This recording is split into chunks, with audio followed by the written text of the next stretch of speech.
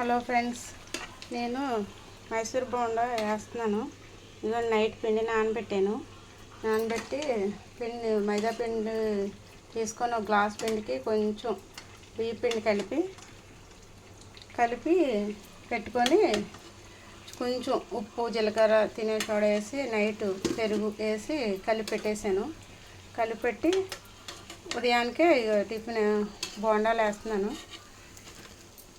ఒక గ్లాస్ పిండికి ఒక పిడికిడు బియ్య పిండి వేసుకొని కొంచెం జీలకర్ర ఉప్పు చిన్న తినే సోడా పెరుగు వేసేసి కలిపి పెట్టేసుకోవాలి. కలిపి పెట్టుకున్నాక మనం ఉదయానికి లేసాక కొంచెం ఆయిల్ పోసుకొని ఇట్లా బోండాలు ఇలాగ వేసేసుకోవడమే. ఇలాగా చక్కగానే పిల్లలకి పొద్దున్నే టిఫిన్ కింద మనం కొని తీసుకొచ్చి పిల్లలకు పెట్టాలంటే ఇదవుతుంది. మళ్ళాగే మంచి నూనె, ఇప్పుడు నేను ఉన్నాను శనగ నూనె వాడుతున్నాను.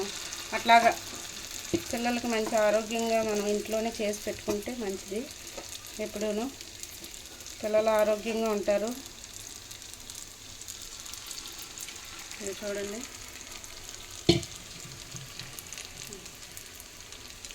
దీంట్లోకి టమాటా చట్నీ చేశాను. ఇవన్నీ బోండాలు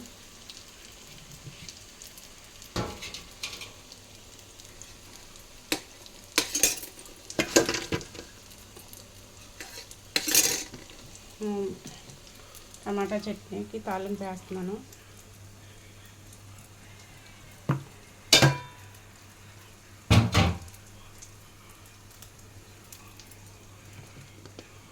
వేడి మైసూర్ బజ్జీ టమాటా పచ్చడి చూడండి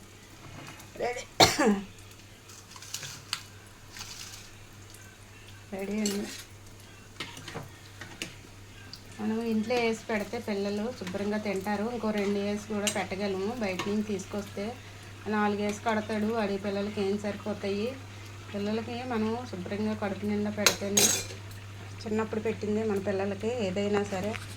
అమ్మ నాన్నలు మనల్ని అలాగ పెట్టి చేయబట్టే మనం ఇప్పుడు ఇంకా కొంచెమైనా పనులు చేసుకోగలుగుతున్నాము. ఇప్పుడు పిల్లలు అవి చాక్లెట్లని అవి తినేస్తున్నారు. అలా కాకుండా ఇంట్లోనే ఇలాగా టిఫిన్ ఇడ్లీ అన్నట్టు మైసూర్ బోండా అని వాళ్ళకి నచ్చినట్టు వేసి పెట్టామనుకోండి, చక్కగా వాళ్ళు తింటారు.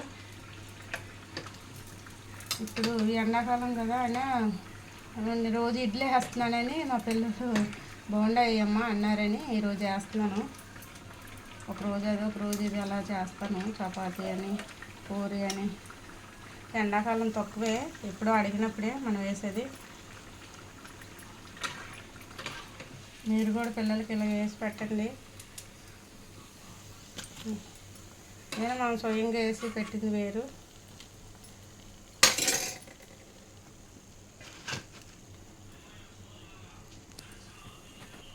టమాటా చట్నీ మైసూర్ బజ్జీ రెడీ అయిపోయింది. మీరు కూడా ఇలా పిల్లలకి వేసి పెట్టండి. ఒకసారి మీరు కూడా అలా ట్రై చేయండి. మనం ఈజీగా వేసుకోవచ్చు ఇంట్లోనే మైసూర్ బజ్జీ. ఇంకా అక్కడికంటే మనం వేసుకునేదే చాలా బాగుంటుంది. ఒకసారి ట్రై చేయండి.